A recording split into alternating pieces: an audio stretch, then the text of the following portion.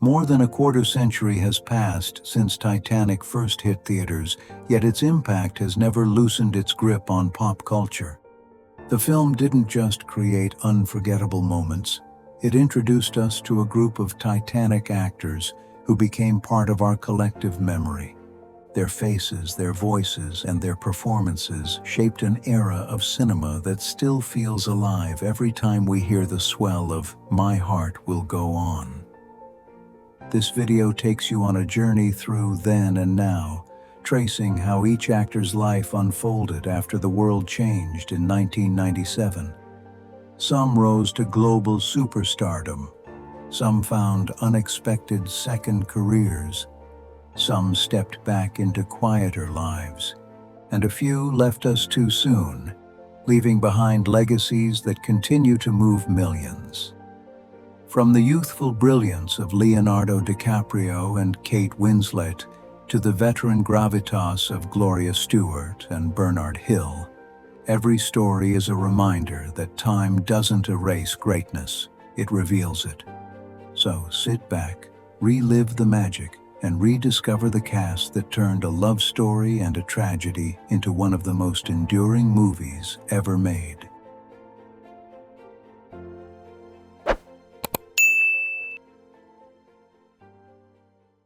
Leonardo DiCaprio, Jack Dawson. When Titanic began filming in 1996, Leonardo DiCaprio was 21, already a rising star after Romeo plus Juliet and What's Eating Gilbert Grape, which earned him his first Oscar nomination. His casting as Jack Dawson instantly electrified the production. His youthful charm, sharp blue eyes, and effortless charisma turned Jack into one of the most iconic romantic leads in film history. Photos from the Titanic era capture DiCaprio at the peak of youthful allure. Lean frame, soft features, and a natural glow that made his image spread across posters and dorm walls worldwide. Nearly 3 decades later, at 51, his appearance tells a different but equally compelling story. His features have matured, his jawline strengthened, and he carries the calm, grounded confidence of someone who has sustained top-tier stardom for over 30 years. Fans often say he didn't lose his charm, he simply grew into a different kind of legend. After Titanic, DiCaprio refused to settle for heartthrob roles. Instead, he built one of the strongest filmographies in modern cinema. His collaborations with Martin Scorsese led to Gangs of New York, The Aviator, and The Departed. Christopher Nolan's Inception pushed him into blockbuster territory, while The Wolf of Wall Street showcased his range. In 2016, he won the Academy Award for The Revenant, a career milestone celebrated worldwide. Still, nothing fuels public fascination like his personal life. His friendship with Kate Winslet remains one of Hollywood's most heartwarming bonds. Unshakable, loyal, and the source of countless reunion moments that melt the internet. And then there's the infamous meme, DiCaprio's 25 and under dating pattern. Charts, jokes, late-night comedians. Everyone has talked about it. The man can release a critically acclaimed film, yet social media will still ask, "So, how old is his new girlfriend?" Despite a career filled with awards, global fame, and decades of reinvention, Jack Dawson remains the role most deeply tied to his legacy. For millions, Leonardo DiCaprio will always be the young man standing on the bow of the ship, arms open to the wind, defining a cinematic era that refuses to fade.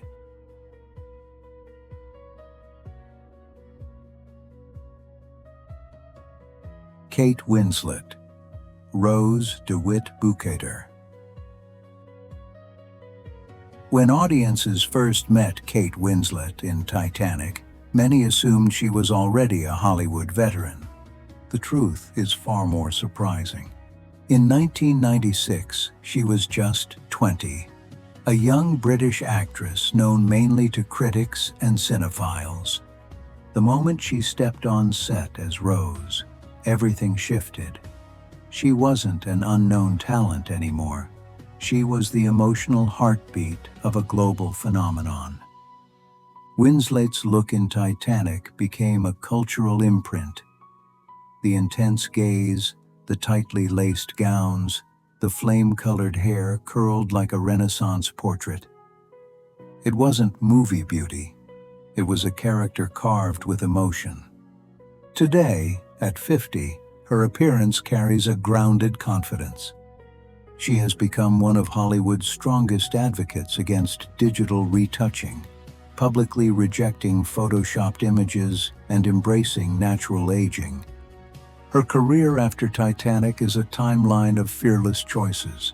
Winslet moved between eras, genres, and emotional palettes with ease. Eternal Sunshine of the Spotless Mind, Little Children, Steve Jobs, and her Oscar-winning performance in The Reader. Off-screen, Winslet's life is remarkably steady. She is married to Edward Abel Smith and is a mother of 3 children, choosing a quiet personal life over Hollywood spectacle. What fans adore most is her enduring friendship with Leonardo DiCaprio, a connection that has lasted nearly 30 years. Their reunions at award shows, interviews, or charity events ignite instant nostalgia across the internet. Winslet's legacy is defined not just by awards or longevity, but by the emotional footprint of Rose, a character who refuses to fade from cinema history.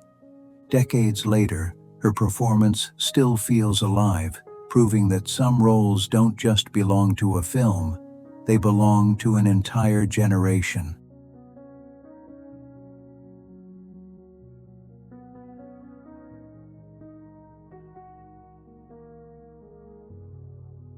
Gloria Stewart, Old Rose. Long before she captivated the world as Old Rose, Gloria Stewart had already lived several lives. When she stepped onto the Titanic set in 1996 at 87, she wasn't a fragile performer revived for nostalgia. She was one of the last surviving actresses of Hollywood's golden age. Few viewers realized that the woman opening the film with "It's been 84 years" had once stood beside icons like Claude Rains and Shirley Temple during the 1930s studio era. Her appearance in Titanic had a gravity no makeup artist could invent. The silver hair, the slight tilt of her shoulders, the soft yet unwavering gaze. Stewart carried a century of lived experience into every close-up. Audiences didn't just watch an actress playing an elderly survivor. They felt like they were listening to someone who had truly seen the world change. At 87, she became the oldest performer ever nominated for an Academy Award in an acting category. And unlike many actors who receive a late career spotlight, Stewart didn't merely return for a victory lap. She embraced a full resurgence. Talk shows invited her. Museums exhibited her artwork. Stewart was a painter, a printmaker, a founding member of the Hollywood Anti-Nazi League, a political activist, and a woman who walked away from fame for years to raise her family. By the time Titanic arrived, she had already survived personal loss, illness, and the disappearance of the studio system she grew up in. Gloria Stewart passed away in 2010 at 100, a milestone that seemed to complete the symmetry of her final role. To this day, she remains more than Old Rose. She is a reminder that cinema doesn't just honor youth. It sometimes waits patiently for the right moment and the right lifetime to reveal its greatest treasures.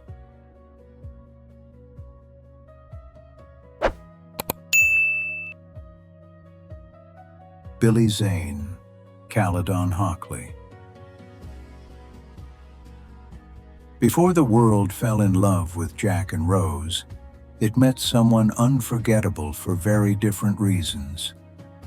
Billy Zane was 30 when he stepped into the role of Caledon Hockley, and he delivered a villain so polished, so cold, and so precise that audiences still talk about him nearly 3 decades later. Cal wasn't a monster in the traditional sense. He was worse: elegant, charming, powerful, and terrifyingly believable.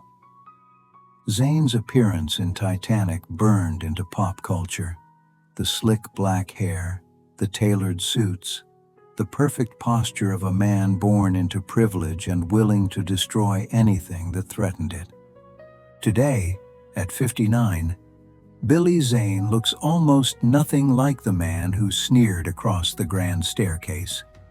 He embraced a fully shaved head years ago, often appearing with a relaxed beard and an artist's wardrobe. After Titanic, Zane took an unexpected path. Instead of chasing blockbuster fame, he gravitated toward independent films, thrillers, and character-driven roles. He appeared in titles like The Believer, the long-running sniper franchise, and later took on one of the boldest roles of his career, portraying Marlon Brando in Waltzing with Brando, a project he nurtured for years until its festival premiere and 2025 release. His personal life has been just as varied.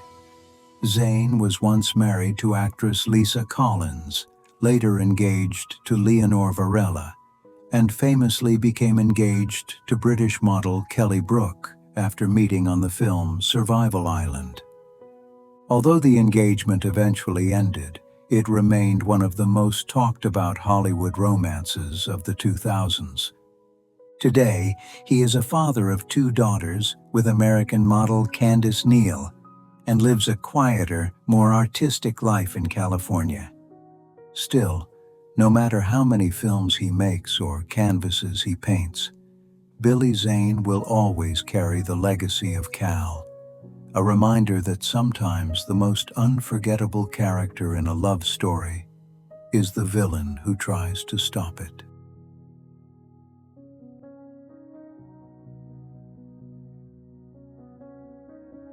Bill Paxton, Brock Lovett. Long before he sailed across the North Atlantic searching for the heart of the ocean, Bill Paxton was already one of Hollywood's most recognizable character actors.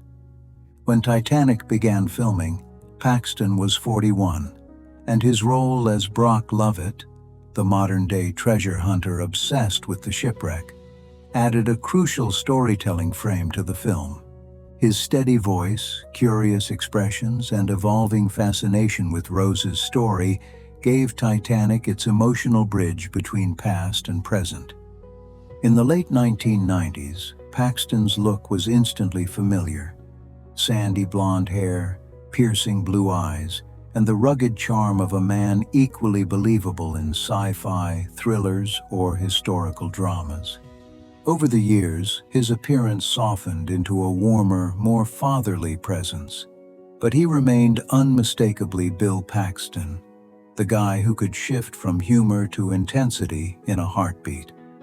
Paxton's career after Titanic was a reminder of just how versatile he was. He starred in A Simple Plan, delivered an unforgettable performance in Frailty, and later returned to mainstream fame with HBO's Big Love, earning multiple award nominations.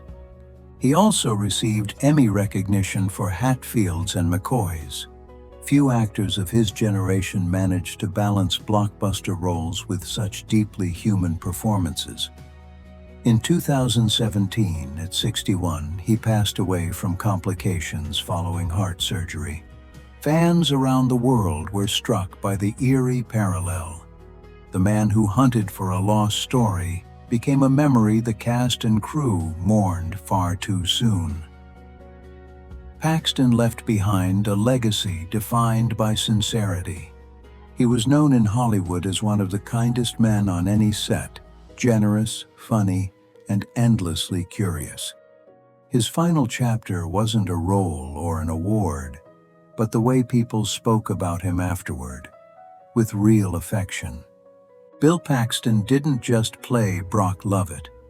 He became, in many ways, the heartbeat that connected Titanic to the present, and his absence still feels like a missing link in the story.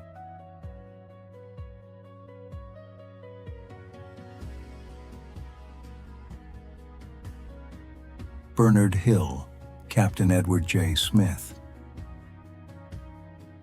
Some performances don't just recreate history, they resurrect it. When Bernard Hill stepped into the uniform of Captain Edward John Smith in 1996, he wasn't simply portraying a character. He was embodying a real man whose name has been tied to one of the greatest maritime tragedies in human history. Hill was 52, already respected in British cinema. But Titanic placed him in front of a global audience who instantly recognized the weight he carried in every frame. Captain Smith's story is not fiction. He was the true commander of the RMS Titanic in 1912, a veteran captain nicknamed the Millionaire's Captain, admired for his calm leadership. In the real disaster, Smith stayed on the bridge until the very end. Witnesses described him as composed, giving final orders, refusing to abandon the ship. Hill recreated this moment with haunting accuracy. The quiet acceptance, the steady eyes, the final step back into the wheelhouse. Hill's appearance in the film, the white beard, the stern yet compassionate expression, made Captain Smith feel painfully human. In 2024, Hill passed away at 79, the most recent major cast member to leave us. Fans described the news as the captain taking his final voyage, a bittersweet echo of the character he portrayed. Throughout his career after Titanic, Hill continued to command the screen. His role as King Theoden in The Lord of the Rings earned him worldwide acclaim, especially for the legendary Ride of the Rohirrim speech. Off-screen, Hill lived quietly in the UK. No scandals, no spectacle, just a working actor who believed in discipline and preparation. Bernard Hill didn't just act in Titanic. He carried the memory of a real-life captain whose courage still echoes through history. And when he left us in 2024, it felt, to many fans, like the story of Titanic had lost its final guardian.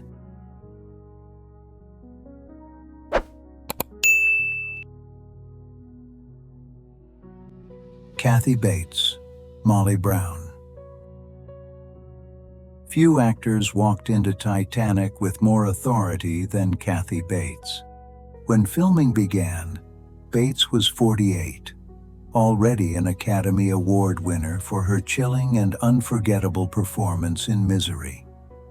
Casting her as Margaret Molly Brown, the real-life American socialite who famously survived the Titanic, was one of James Cameron's most inspired decisions. Bates didn't imitate Molly Brown, she inhabited her. With her booming laugh, razor-sharp wit, and fierce compassion, she became the warmest presence on a ship heading toward tragedy. Her appearance in the film was instantly iconic. The feathered hats, the confident stride, the look of a woman who knew exactly who she was in every room she entered. Today, at 77, Kathy Bates carries a different kind of beauty, the kind earned through battles most people never see. She survived ovarian cancer in 2003 and breast cancer in 2012, openly sharing her journey and becoming an advocate for lymphedema awareness after undergoing a double mastectomy. Her career after Titanic remained astonishingly diverse. Bates found a second wave of fame through American Horror Story, earning an Emmy for her performance. She continued to impress in Dolores Claiborne, The Blind Side, and Clint Eastwood's Richard Jewell, proving again and again that her power lies in fearlessness, both on screen and off. And then there's the scene that cemented her legend, the fully nude hot tub moment in About Schmidt. Most actresses might shy away from such vulnerability, but Bates embraced it with the same fearless honesty that defines her entire body of work. Through triumphs, reinventions, and battles for her own health, Kathy Bates has remained exactly what she was in Titanic: unstoppable. The unsinkable Molly Brown wasn't just a role, it became a fitting symbol for one of Hollywood's strongest women.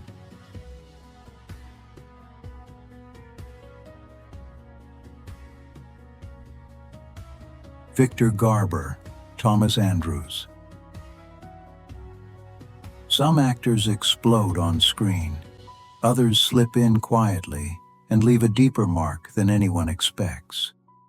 Victor Garber was 47 when he stepped into the role of Thomas Andrews, the real-life architect of Titanic. No shouting, no theatrics, just a man who loved the ship he built and understood, long before the panic began, that its end was inevitable. His appearance in the film is burned into memory. The calm face, the elegant vest, the steady hands flipping through blueprints as others argued. While chaos ruled the decks, Garber played Andrews like a man already grieving the ship. For many fans, the moment he stood alone in the first-class lounge, resigned, thoughtful, tragic, became one of Titanic's quietest yet most devastating scenes. Today, at 76, Garber looks nothing like the soft-spoken designer from 1912. His silver hair, sharp glasses, and professor-like calm give him the aura of a man who has seen everything and still carries kindness first. His role as Jack Bristow in Alias transformed him into an international fan favorite. And then there is the personal chapter fans admire most. Garber publicly came out in 2012 after years of quiet speculation. He later married painter Rainer Andreessen, his partner of 16 years, a relationship he guarded privately until he chose the moment to speak. He may have played the man who designed Titanic, but Victor Garber designed something else entirely. A career built on subtlety, a personal life built on honesty, and a legacy that audiences recognize even when he doesn't need to speak a single word.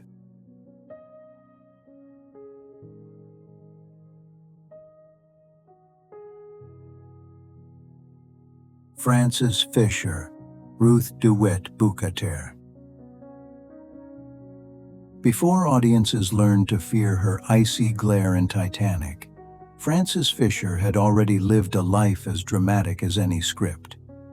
When filming began in 1996, Fisher was 44, a classically trained theater actress who had spent years building her reputation on Broadway and in prestige television. Her appearance in Titanic was razor-sharp, the strict Gibson girl hair, the corseted gowns, the posture of someone who survived on discipline. Today, at 73, Fisher has embraced a softer, more natural look. Silver hair, warm expression, and the confidence of a woman who no longer needs the armor she wore as Ruth.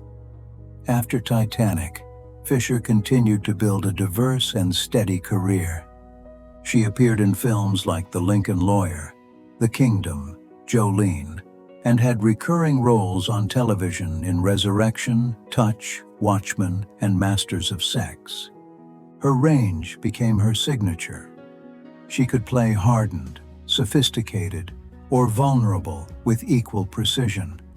But her personal life is the detail fans react to most.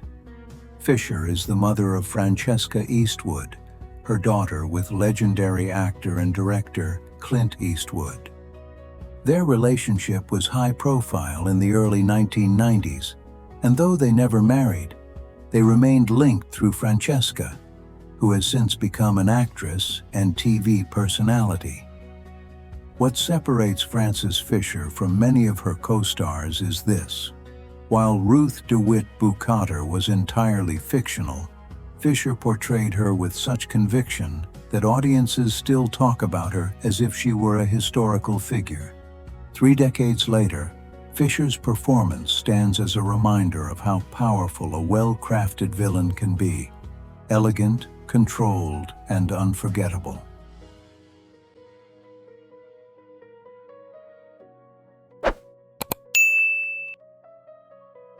Jonathan Hyde, J. Bruce Ismay.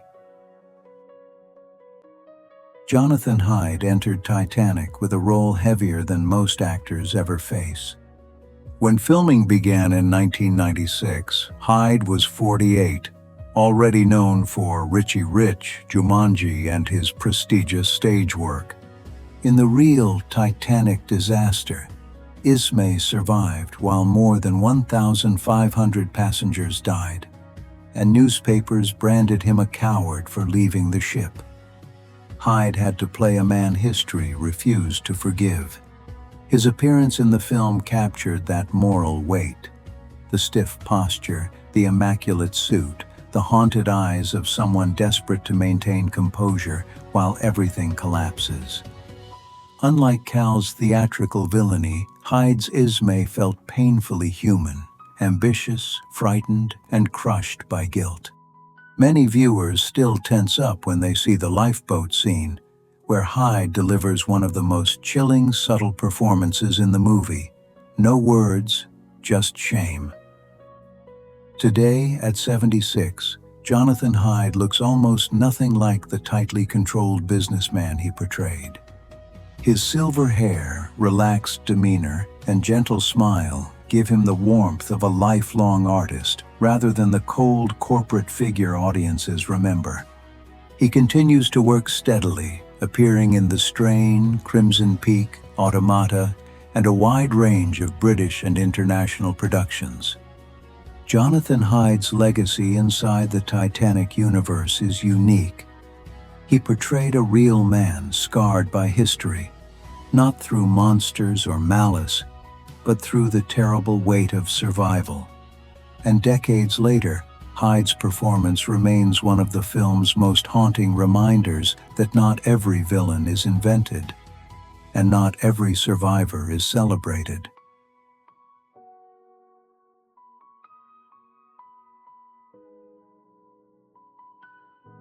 More than 25 years later, the Titanic actors we've revisited remind us why this film refuses to fade. Looking at them then and now isn't just a trip down memory lane. It's a reminder of how stories, talent, and time weave themselves into our lives. From rising stars who became legends, to veterans who found a second life on screen, to the faces we've sadly lost along the way, each actor carried a piece of Titanic's soul and left it with us forever. Their journeys didn't end when the credits rolled. They reinvented themselves, built families, beat impossible odds, faced grief, embraced joy, and continued creating characters that shaped entire generations. And yet, no matter where their paths led, they remained connected by one film, one ship, one moment in cinema history that changed everything. If this tribute touched you, don't forget to like, share, comment, and hit the notification bell so you never miss the next story.